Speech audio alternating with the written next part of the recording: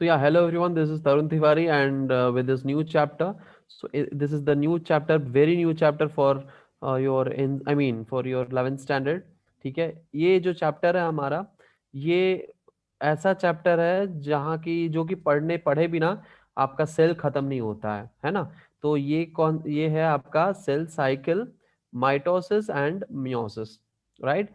The cell cycle, mitosis and meiosis, यानी हम cell division, यानी हमारा एक सेल है यहाँ पे, अगर वो सेल एक सेल है तो वो एक सेल ही रह जाएगा। वो क्या रह जाएगा? यूनिसेलुलर ही रह जाएगा, है ना। यूनिसेलुलर ही रह जाएगा। वो एक सेल को अगर टिश्यू में कन्वर्ट होना है, अगर टिश्यू में कन्वर्ट होना है तो क्या होना पड़ेगा उसको? सेल डिवीजन यहाँ पे होना जरूरी हो जाएगा। ठीक है, यानी अगर सेल को अपना अस्तित्व और बढ़ाना है, अपने फंक्शन को ब्रॉड करना है, तो उसको क्या करना पड़ेगा? डिवाइड करना पड़ेगा। एक सेल से उसको दो सेल में, दो सेल से उसको चार सेल में कन्वर्ट होना पड़ेगा, तभी क्या होगा? ये आपको इसका फंक्शन और ब्रॉड होगा। हमारे बॉडी में ऐसा कोई सेल नहीं है, हमारे बॉडी में ऐसा कोई सेल नहीं है। एक सेकेंड, इसको हम हटा दें यहाँ से, बहुत इरिटेटिंग है ये। ठीक है, हमारे बॉडी में ऐसा कोई सेल नहीं है जो डिवाइड नहीं होता है। ठीक है, कुछ सेल्स हैं जो कि एक बार डिवाइड हो चुके हैं। ऐसा नहीं है कि हमारे बॉडी में ऐसा कोई सेल ही नहीं है, आई मीन जो आज तक कभी डिवाइड ही नहीं हुआ हो, मतलब वो एक डिवीजन अटेन कर चुका होगा। ठीक है, क्योंकि हमारे बॉडी जो है एक मल्टी सेलुलर ऑर्गेनिज्म, हम लोग क्या हैं? एक मल्टी सेलुलर ऑर्गेनिज्म है। तो हम, क्योंकि मल्टी सेलुलर ऑर्गेनिज्म में हमारे बॉडी में डिफरेंट टाइप्स ऑफ सेल्स होते हैं। ठीक है, और वो सब क्या होते हैं? डिवाइड होते हैं। ये एनसीईआरटी का सबसे इंपॉर्टेंट चैप्टर है, क्योंकि ये छोटा सा चैप्टर है, बट इसमें इंपॉर्टेंट इंपॉर्टेंट क्वेश्चंस बहुत सारे आते हैं। एनसीईआरटी का स्टेटमेंट यहाँ पे इंपॉर्टेंट हो जाता है।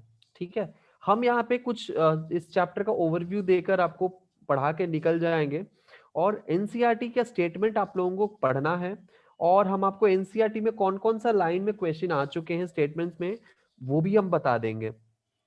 ठीक है, ऑल राइट। तीन लेक्चर हैं हम लोगों का, आज, कल और परसों, परसों शायद, या Wednesday, Friday and Saturday I think. तो इन तीन लेक्चर्स में हम लोगों को मोस्टली पूरा का पूरा माइटोसिस कवर कर जाना है। क्या कवर कर जाना है? माइटोसिस। हो सके तो मियोसिस भी हम लोग देख लेंगे, नहीं तो माइटोसिस को कंप्लीट कर जाना है, यही हमारा टारगेट रहेगा। ठीक है, okay. So chapter 10 NCERT by Tarun Tiwari. ठीक है, आप लोग सब हमें पहचानते ही हैं, है ना। चलिए आगे बढ़ते हैं, क्योंकि अगर हमें डीएनए के बारे, आई मीन सेल के डिवीजन के बारे में पढ़ना है, तो डीएनए पढ़ना जरूरी है। क्योंकि सेल के अंदर क्या होता है? हमारा डीएनए होता है, और पहले जो डिवाइड होता है वो डीएनए होता है। ठीक है, यानी क्रोमोसोमल डिवीजन। क्या होता है? Chromosomal division. तो क्रोमोसोमल डिवीजन होता है, which means we have to understand what is chromosome, we have to understand the basics of DNA, है ना। और ये डीएनए ऑलरेडी आप लोग पढ़ चुके हैं, बट क्रोमोसोम का पूरा डिटेल स्ट्रक्चर हम लोगों ने नहीं पढ़ा है। Anyways, you will study later on in during meiosis. ठीक है, मियोसिस में आप लोग पढ़िएगा, है ना। सो डीएनए क्या है, हमने यहाँ पे दिया है स्लाइड, आप लोगों को हम भेज देंगे। ठीक है, आई मीन आपके कोऑर्डिनेटर आपको भेज देंगे ये पूरे स्लाइड्स और पूरे थियरी, आप लोग उसको एक बार पढ़ लीजिएगा। ठीक है, डीएनए क्या है और कहाँ पे स्टोर होता है, वी नो। अब इसको थोड़ा सा ग्लांस लेकर आगे बढ़ जाएंगे। न्यूक्लियस क्या होता है? Nucleus is a membrane bound organelle that contains the genetic information, that contains the genetic information in the form of chromatin. Chromatin के फॉर्म में क्या रहता है? न्यूक्लियस के अंदर जेनेटिक मटेरियल रहता है। ठीक है, हम आपको इसका पिक्चर दिखाने की भरपूर कोशिश की है यहाँ पे, लेकिन वो यहाँ पे क्लैरिटी नहीं मिल पाया उस पिक्चर का, इसीलिए हमने छोड़ दिया। But I will send you, I mean your coordinator will send you the image of the DNA, image of this chromatin fibres and arrange. Beautiful picture है वो, आप भेज देंगे आपके कोऑर्डिनेटर। ठीक है, so in the form of chromatin, highly folded ribbon like complexes of deoxyribonucleic acid and a class of protein called histones. So हमारे जो डीएनए होते हैं, मान लीजिए कि क्या है, ये आपका एक क्रोमोसोम है, ठीक है, ये क्या है, एक क्रोमोसोम है। ये जो क्रोमोसोम है इसका एक छोटा सा पार्ट को हम लेते हैं, इसको क्या करते हैं, जूम करते हैं, तो ये कैसा दिखेगा, यहाँ पे हिस्टोन प्रोटीन होंगे, क्या होंगे, हिस्टोन प्रोटीन होंगे, और इस हिस्टोन प्रोटीन के ऊपर हमारे जो जेनेटिक मटेरियल है ये रैप्ड रहेंगे, जेनेटिक मटेरियल क्या रहेंगे, इस पे रैप रहेंगे, और इसी एक स्ट्रक्चर को हम क्या कहते हैं, न्यूक्लियोसोम कहते हैं। हिस्टोन, हिस्टोन के ऊपर अगर जेनेटिक मटेरियल क्या है, कॉइल्ड है, उसको हम क्या कहते हैं, न्यूक्लियोसोम कहते हैं। अगर आप लोगों को मिटा देते हैं,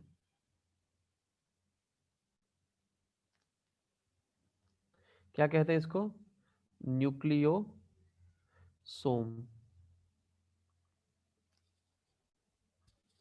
आ रही बात समझ में, ये बहुत इंपॉर्टेंट है। न्यूक्लियोसोम का डेफिनेशन पूछ सकता है, क्वेश्चन में आ सकते हैं कि न्यूक्लियोसोम किसको कहते हैं, ठीक है, न्यूक्लियोसोम हम किसको कहते हैं, राइट। चलो, तो ये है आपका न्यूक्लियोसोम। सो न्यूक्लियोसोम जो होता है एक सेक्शन ऑफ डीएनए है, ठीक है, एक सेक्शन ऑफ डीएनए हम इसको कह सकते हैं न्यूक्लियोसोम को, जिसमें जो कि हिस्टोन प्रोटीन है जिसपे हमारा डीएनए रैप्ड है, ठीक है, तो इसको क्या कहते हैं, इसको कहते हैं न्यूक्लियोसोम।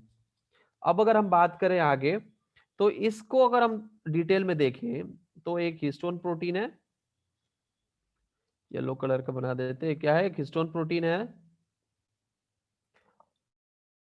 और डीएनए क्या है, इस पे जेनेटिक में, और ये डबल हेलिक्स है, क्या है, ये डबल हेलिक्स है, ये क्या है, ये डबल हेलिक्स डीएनए है। आ रही बात समझ में, तो इसको अगर फोकस करते हैं तो ये हमारा डबल हेलिकल स्ट्रक्चर है, इसमें आपके डीएनए है।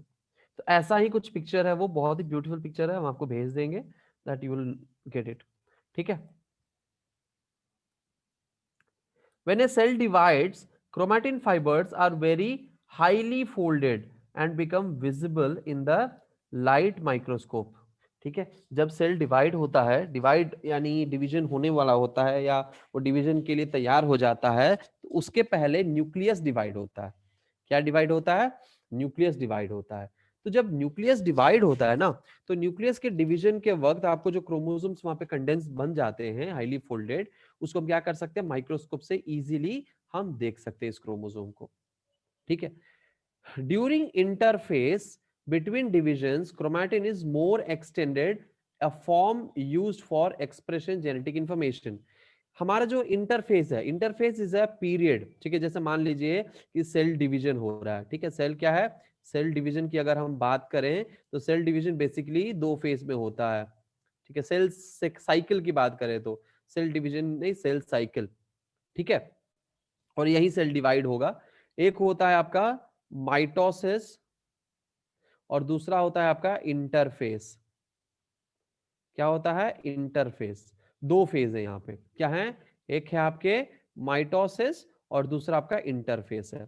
इंटरफेस किसको कहेंगे, सो मान लीजिए, ठीक है, मान लीजिए कि हमारा क्या है, हमारा एक सेल है, ठीक है, यहाँ पे मान लीजिए कि एक सेल है, एक सेल है, ये सेल को डिवाइड होने के लिए पहले इसके अंदर के मटेरियल को डिवाइड होना पड़ेगा। तो पहले क्या होता है, ये ग्रो होता है पूरी तरह से, क्या होता है, इसके मटेरियल ग्रो करता है, तो इसको कहते हैं जीवन फेज, यानी फर्स्ट ग्रोथ फेज। इसके पूरा डिटेल हम लोग अंडरस्टैंड करेंगे, ठीक है, इसको कहते हैं जीवन फेज। उसके बाद आता है एक ऐसा फेज जहां पे क्रोमोसोम डिवाइड होते हैं, यानी यहाँ पे जेनेटिक मटेरियल डिवाइड होते हैं, इसको कहते हैं एस फेज, यानी सिंथेटिक फेज। यानी यहाँ पे जेनेटिक मटेरियल रिप्लिकेट होना शुरू हो रहा है, सिंथेसिस हो रहा है, यहाँ पे जेनेटिक मटेरियल डिवाइड होने वाला है, डिवाइड यानी यहाँ पे सिंथेसिस होने वाला है, ठीक है। उसके बाद क्या होगा, उसके बाद आएगा नेक्स्ट फेज, यानी एक और ग्रोथ फेज। उसके बाद बाकी और सारे ऑर्गेनिज्म जो हैं वो, और ऑर्गेनल जो हैं वो डिवाइड होंगे, ठीक है, इसको कहते हैं G2 फेज, यानी second growth phase, second growth phase. उसके बाद क्या होंगे, उसके बाद होगा आपका, तो यहां से लेकर जीवन से लेकर G2 तक जो भी फेज होते हैं इनको हम कहते हैं इंटरफेज, यानी इंटरवल फेज भी हम कह सकते हैं, इंटरवल फेज या इंटरफेस, ठीक है। हम जनरली इसको समझने के लिए हम इंटरवल बोल सकते हैं। यानी हमारा जब एक सेल डिवाइड होने वाला होता है उसके पहले ये पूरा प्रोसेसिंग होता है, ठीक है, इसी को कहते हैं हम इंटरफेस। क्या कहते हैं? इंटरफेस, ठीक है। उसके बाद इस डिवीजन के बाद यहां पे इसके बाद हो जाता हमारा न्यूक्लियस डिवाइड हो जाता है, और उसमें भी हमारे 4 स्टेप्स हैं। उसके बाद हो जाता है सेल डिवीजन, ठीक, क्या हो जाता है? सेल डिवीजन हो जाता है। फिर ये नेक्स्ट स्टेज में एंटर कर जाता है। तो ये एक पूरा साइकिल है, हम लोग आगे पढ़ने वाले हैं इसका, ठीक है। तो ये जो यहां से G1 से लेकर G2 फेज तक जब ग्रोथ हो रहा है पूरा, चाहे वो जेनेटिक मटेरियल का हो, प्रोटीन का हो, एंजाइम्स का हो, जितना भी ग्रोथ हो रहा है उस सब फेज को हम कहते हैं इंटरफेस। उन सारे फेसेस को हम क्या कहते हैं? इंटरफेस कहते हैं, ठीक है। आई बात समझ में?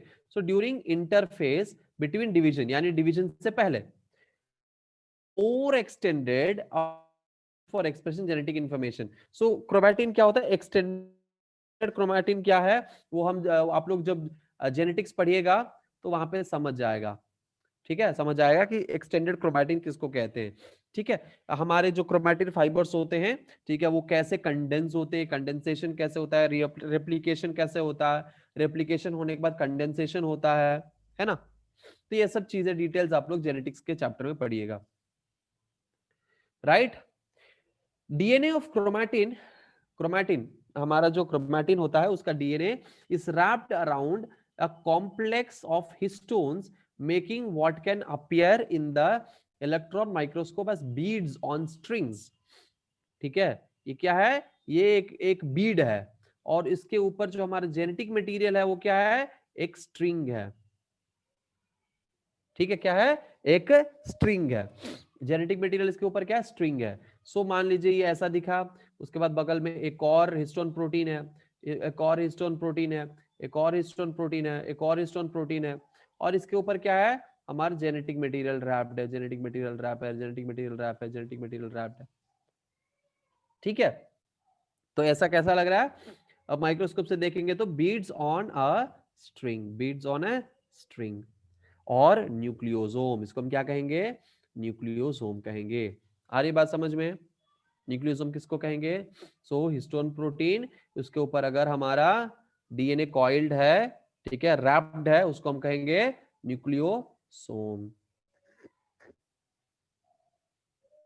बोलिए समझ में आ रही है? ठीक है, क्या है? ये हमारा न्यूक्लियोसोम, ठीक है।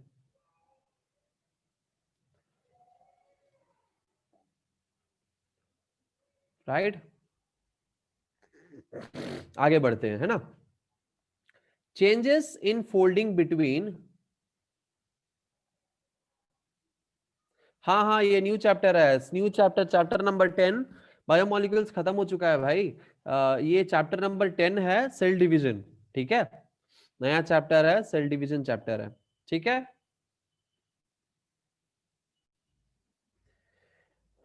Okay, so changes in folding between chromatin and the mitotic chromosome is controlled by the packing of the nucleosome complexes.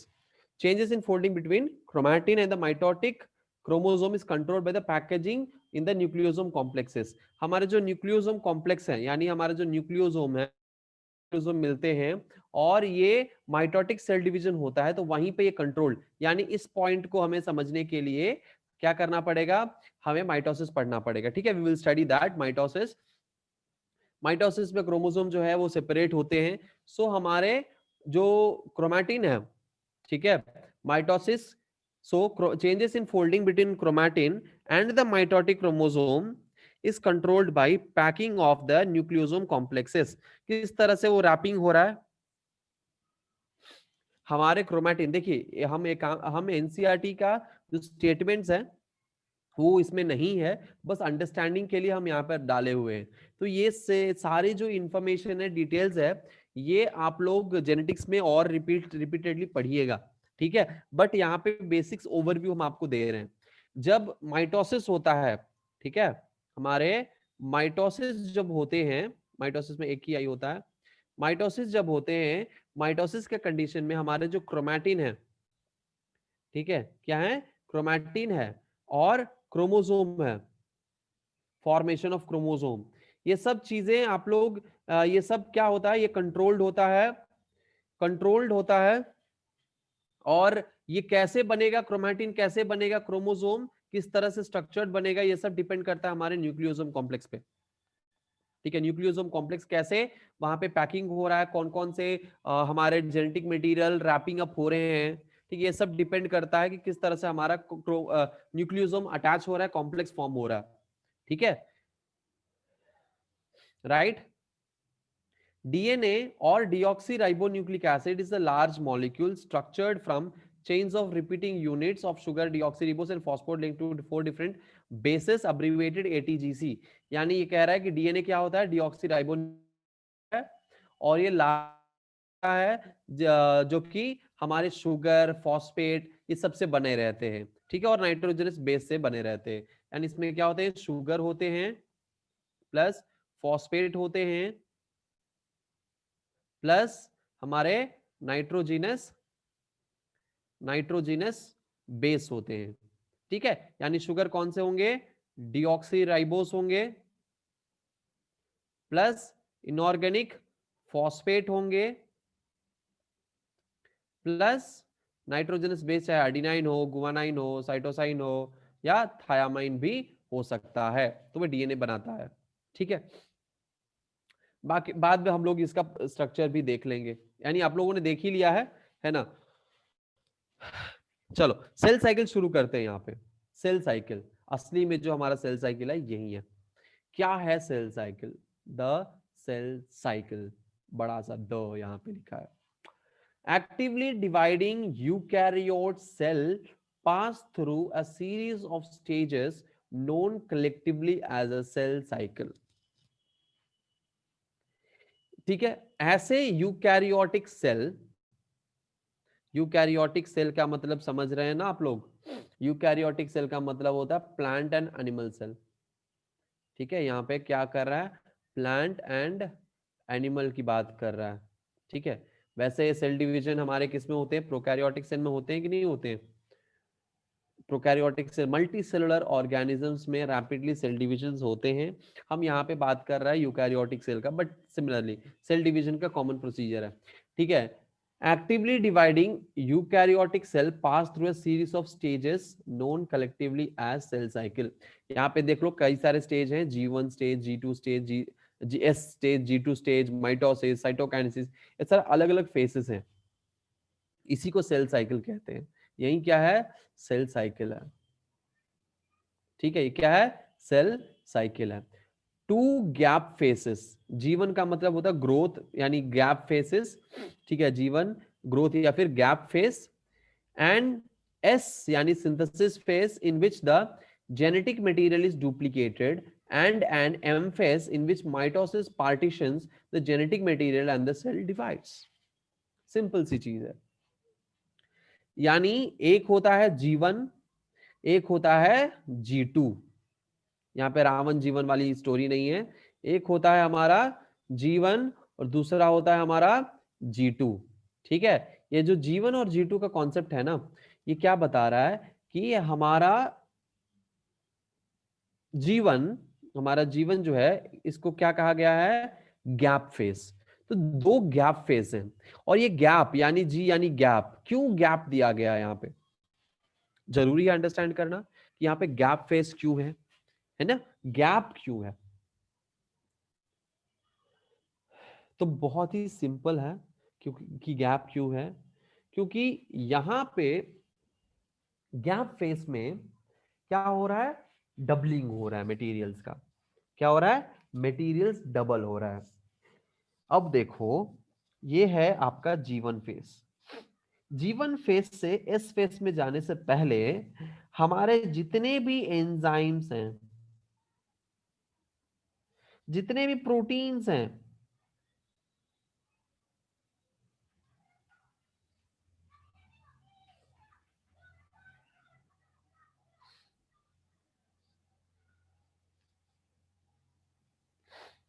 No no no no no no, gap between one phase to another, mitosis और synthesis के बीच का phase हम नहीं कहेंगे, क्योंकि ये एक सेल डिवीजन हो गया तो एक ये खत्म हो गया प्रोसेस, दूसरा यहां से जीवन फेज में दूसरा प्रोसेस स्टार्ट हो रहा है।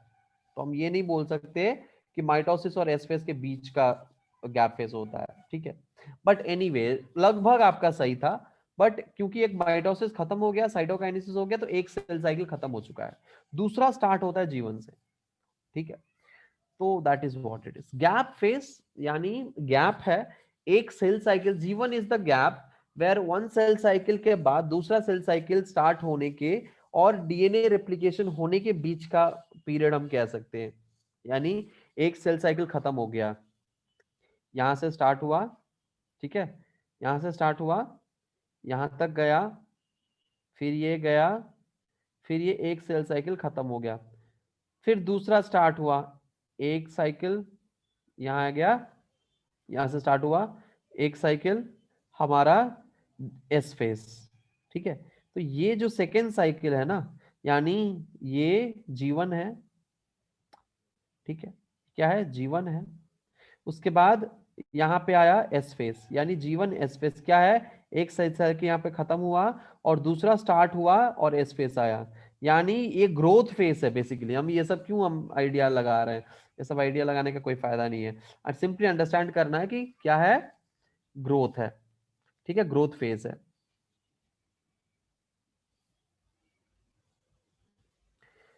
देखो जीवन फेज, चलो यहाँ पे इस साइकिल को मत देखो, पहले यहाँ पे देखते हैं, ठीक है, जीवन फेज, ठीक है। दूसरा आता है एस फेज, तीसरा आता है G2 फेज, फिर आएगा, फिर इसके बाद आएगा माइटोसिस, फिर इसके बाद आएगा साइटोकाइनेसिस। आ रही बात समझ में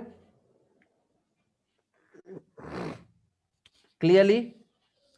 ये जो हमारा जीवन फेज है, हमारा सेल जो है, एक सेल, एक सेल साइकिल खत्म हो गया है, ठीक है।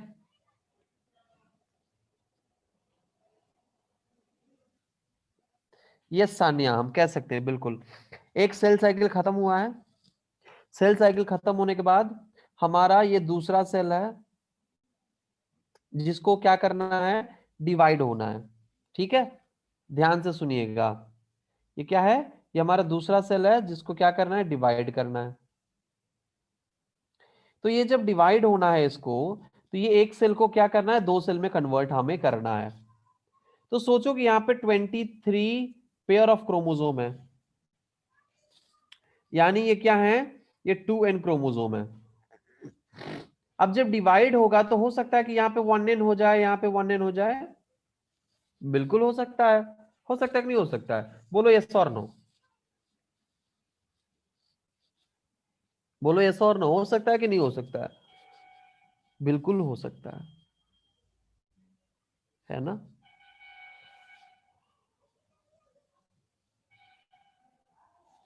तो ये पॉसिबल है, क्या है, ये पॉसिबल है भाई, बिल्कुल पॉसिबल है, बिल्कुल पॉसिबल है कि यहाँ पे एक 2n क्रोमोसोम जब डिवाइड हो तो 1n और 1n में बने, क्योंकि इसका आधा होगा ना, इसका आधा होगा तो 1n 1n होगा। लेकिन ऐसा हुआ तो एक डिप्लॉइड जब भी डिवाइड होगा एक हैप्लॉइड बनेगा, पता है ना भाई, हमारे बॉडी में पूरा डिप्लॉइड सेल्स ही होते हैं। ये बात सबको पता होना चाहिए कि हमारे बॉडी में जितने भी सेल्स होते हैं वो क्या होते हैं, डिप्लॉइड होते हैं, एक्सेप्ट गैमीट, ठीक है। गैमीट ही एकमात्र गैमीट ही एकमात्र सेल है, ठीक है, जो कि हैप्लॉइड होता है हमारे शरीर में। इसके अलावा जितने भी सेल्स हैं वो क्या होते हैं, डिप्लॉइड होते हैं। और गैमीट का मतलब क्या है, अगर मेल की बात करें तो sperm is the male gamete, अगर फीमेल की बात करें तो ovum is the female gamete, ठीक है। यानी कहने का मतलब है कि मेल्स में स्पर्म्स के अलावा बाकी जितने भी सेल्स होंगे वो क्या होंगे, वो होंगे डिप्लॉयड, और फीमेल्स में ओवम के अलावा बाकी सब क्या होंगे, डिप्लॉयड होंगे, यानी ओवम और स्पर्म ही हैप्लॉयड होंगे। सिंपल सा अंडरस्टैंडिंग है। डिप्लॉयड का मतलब क्या होता है, डिप्लॉयड का मतलब होता है जिसमें 2n क्रोमोसोम हो।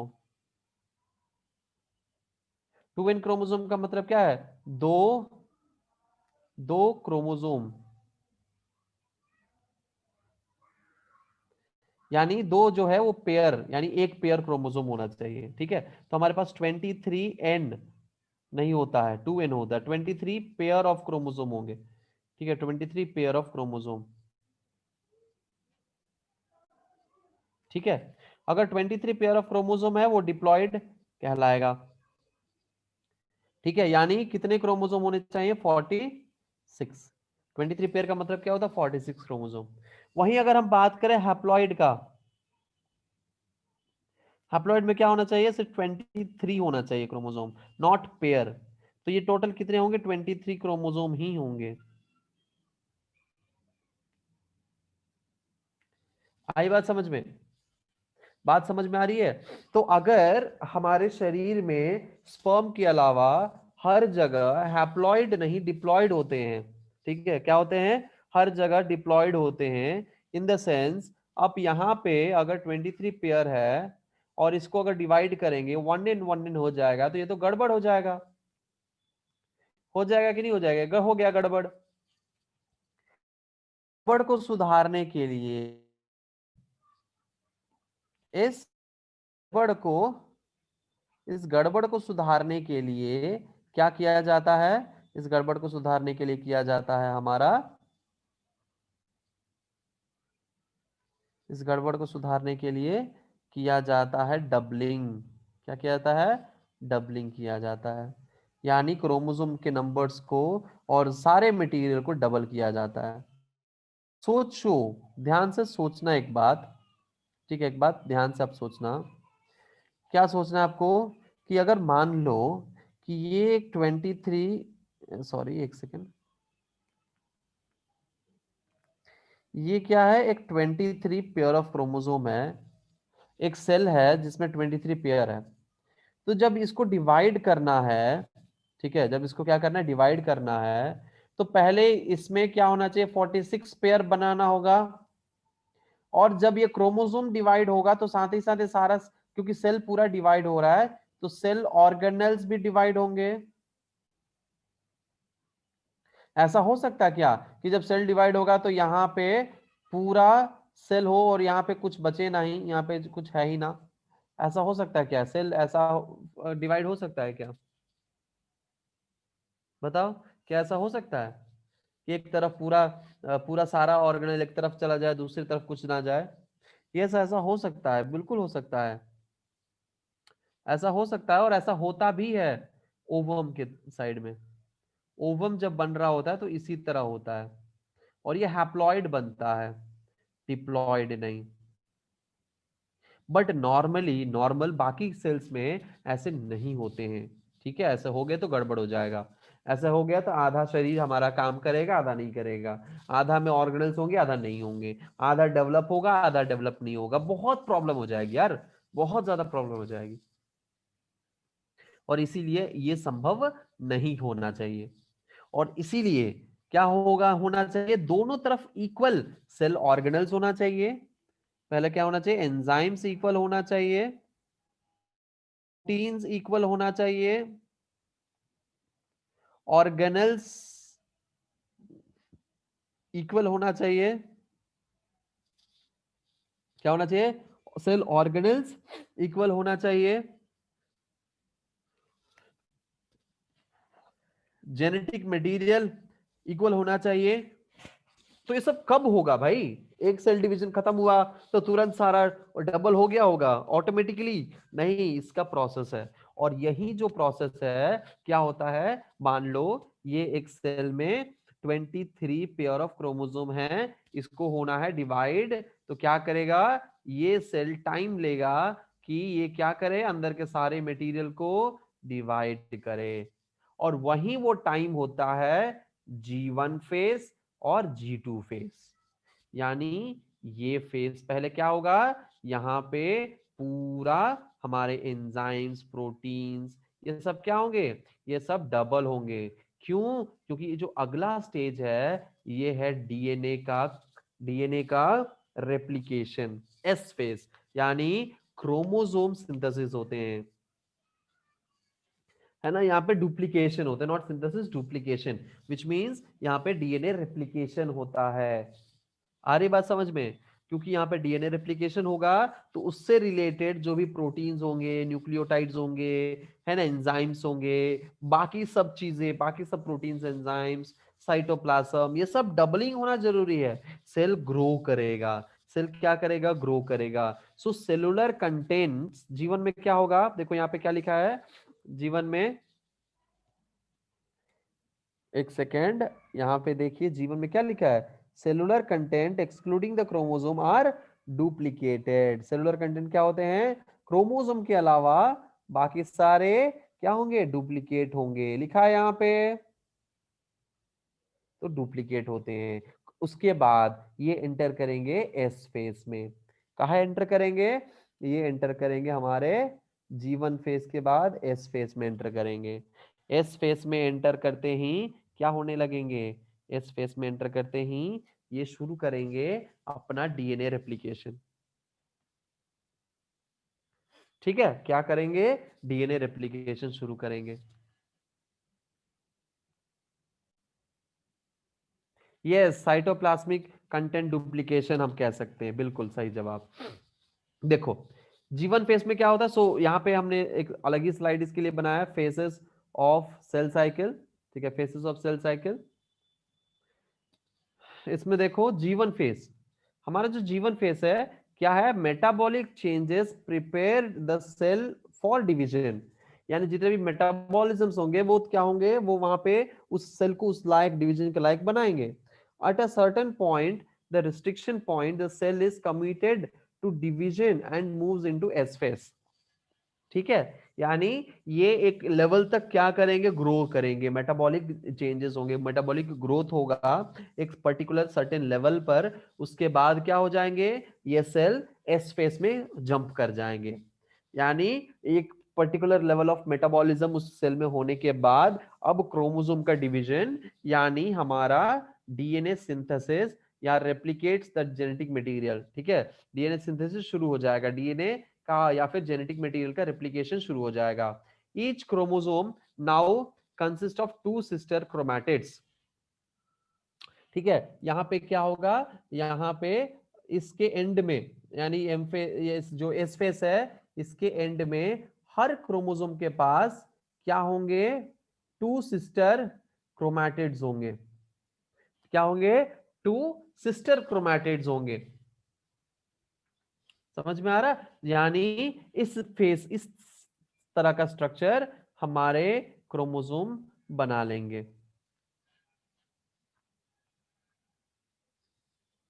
ठीक है, ये होता है at the end of S phase. DNA replication हो गया, डीएनए रेप्लिकेशन होने के बाद एस फेज में ये होता है। G2 फेज क्या है, तो नेक्स्ट ग्रोथ फेज, यानी ये सेकेंड ग्रोथ फेज है। Metabolic changes assemble the cytoplasmic materials necessary for mitosis and the cytokinesis. यानी अब यहाँ पे जितने भी सेल ऑर्गेनल्स हैं, ठीक है, जैसे सेंट्रियोल्स हो गए, तो सेंट्रियोल्स डबल होंगे। क्या होंगे, सेंट्रियोल्स डबल होंगे। और सेंट्रियोल्स डबल होने के बाद क्या होंगे, वो अपने अपने इलाके में ऑपोजिट ऑपोजिट पोल्स में जाने लगेंगे। क्या होने लगेंगे, ऑपोजिट ऑपोजिट पोल्स में जाने लगेंगे, towards opposite poles. Opposite poles का मतलब समझ लीजिएगा, यहाँ पे ये क्या है, ये एक सेल है, तो मान लीजिए ये नॉर्थ पोल है, तो ये साउथ साउथ पोल है, सेंटर में है हमारा न्यूक्लियस। अब मान लीजिए कि सेंट्रियोल हमारा यहाँ पे दोनों सेंट्रियोल डुप्लीकेट हुआ है। अब ये किधर जाने लगेगा, यहाँ पे आ जाएगा, और ये यहाँ आ जाएगा। ये क्या हुए, ऑपोजिट ऑपोजिट पोल्स हुए। या फिर ये इधर गया, तो ये हो सकता है कि यहाँ तक आ जाए। तो यानी ये एक दूसरे के ऑपोजिट में आ जाएंगे। ठीक है, एक दूसरे के क्या हो जाएंगे, ऑपोजिट में आ जाएंगे।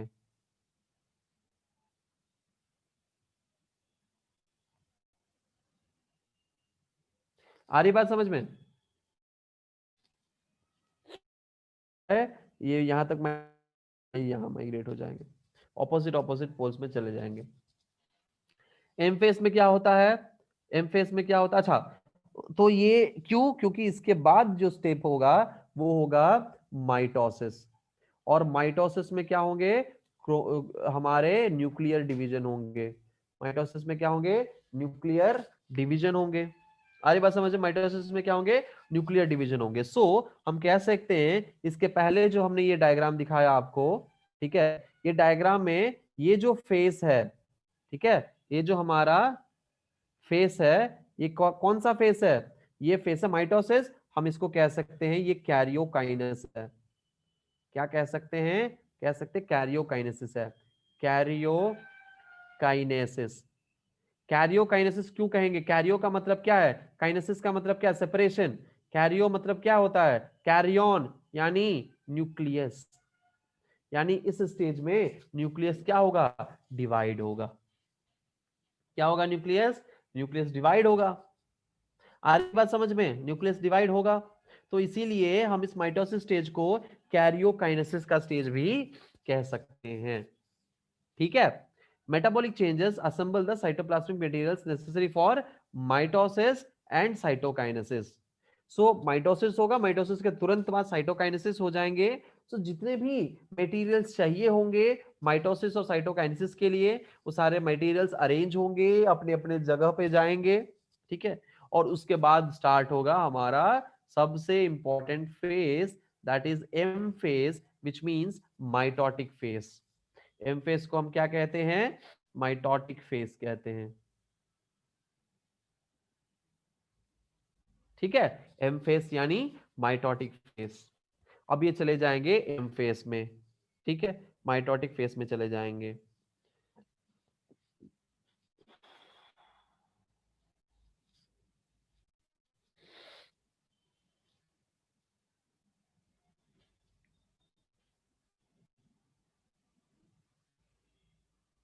All right, now M phase क्या है? A nuclear division. यानी यहां पे क्या होता है? यहां पे होता है न्यूक्लियस का division, followed by a cell division. So nuclear division होगा, उसके बाद सेल डिवीजन होगा। ठीक है। तो सेल डिवीजन यानी साइटोकाइनेसिस, और न्यूक्लियर डिवीजन यानी माइटोसिस कह रहा है, या फिर हम कह सकते हैं karyokinesis.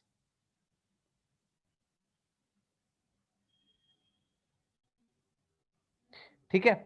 The period between mitotic division, that is G1 S and G2 is known as interphase. ठीक है, the period between mitotic divisions. तो हम ये कह सकते हैं कि एक माइटोटिक और दूसरे माइटोटिक डिवीजन के बीच के पीरियड को हम क्या कह रहे हैं? यहाँ पे कह रहे हैं इंटरफेस। आ रही बात समझ में? एक माइटोटिक फेस और दूसरे माइटोटिक फेस के बीच के पीरियड को हम क्या कह रहे हैं? हम कह रहे हैं साइट ये इंटरफेस, दिस वन। यहां तक क्लियर है सबको? यहां तक सबको क्लियर है तो चैट बॉक्स में डालिए कि क्लियर है।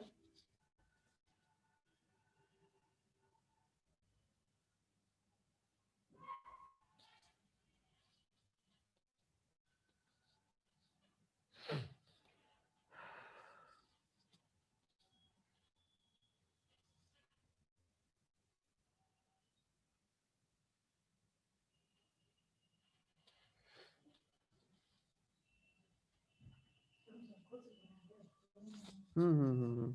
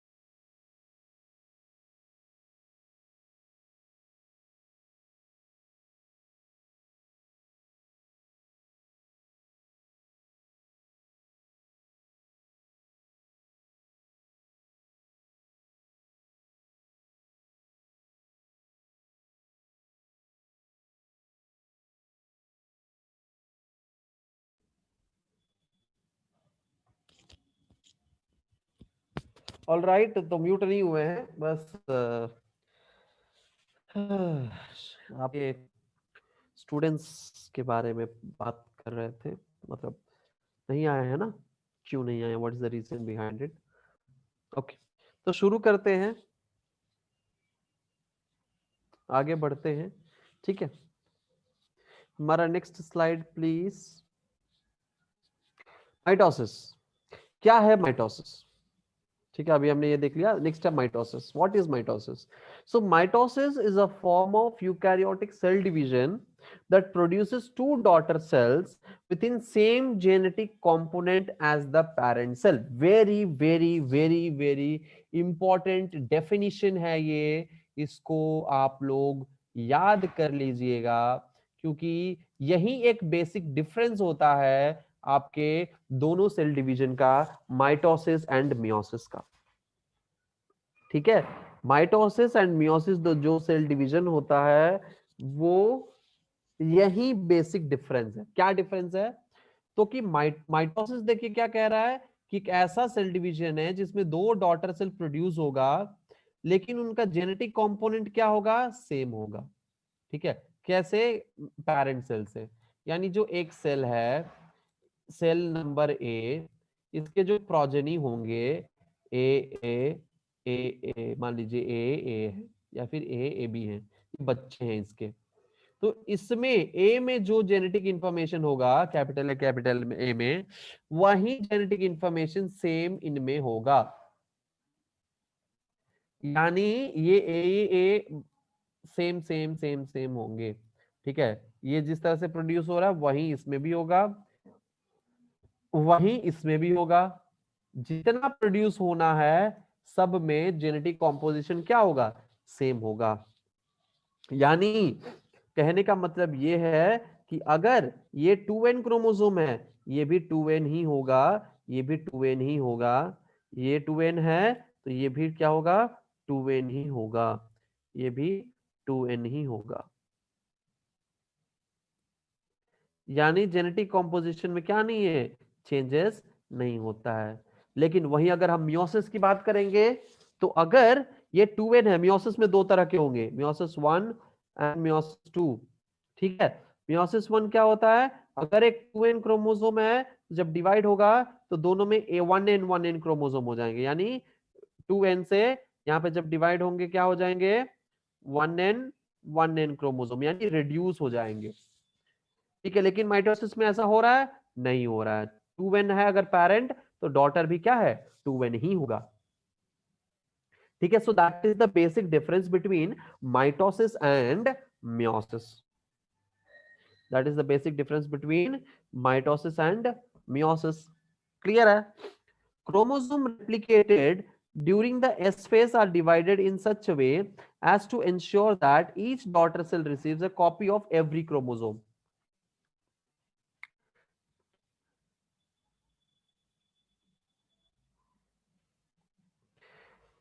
ओके, एक बार और रिपीट कर देते हैं यहाँ पे।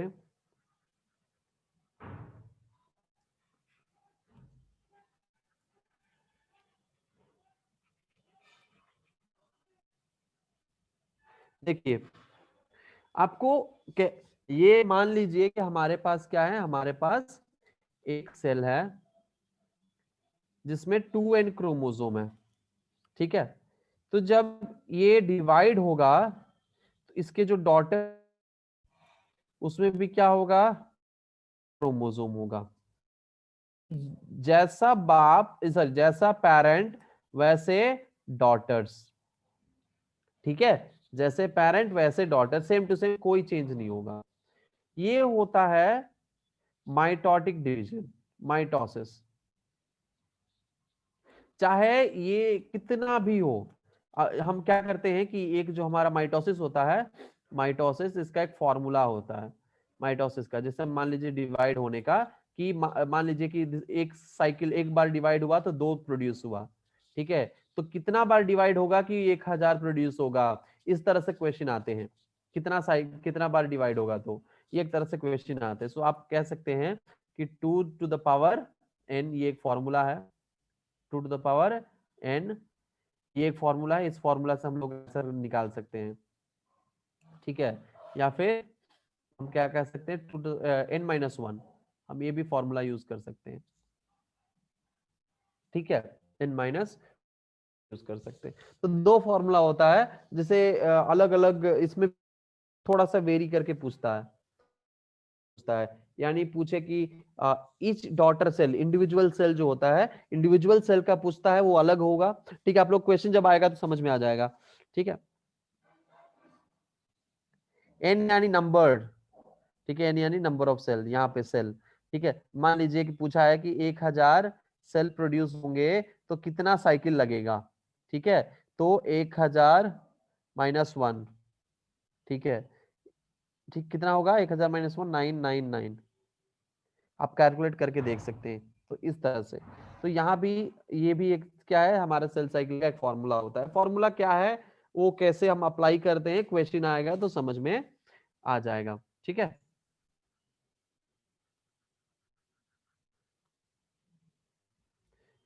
तो यही कहने का तात्पर्य है कि हमारा जो माइटोसिस होता है, हमारा जो माइटोसिस होगा वो क्या होगा, एक जैसा ही, यानी similar similar genetic material, similar सारे कंपोनेंट प्रेजेंट होंगे। लेकिन मियोसिस एक सेल है जो कि 2n है।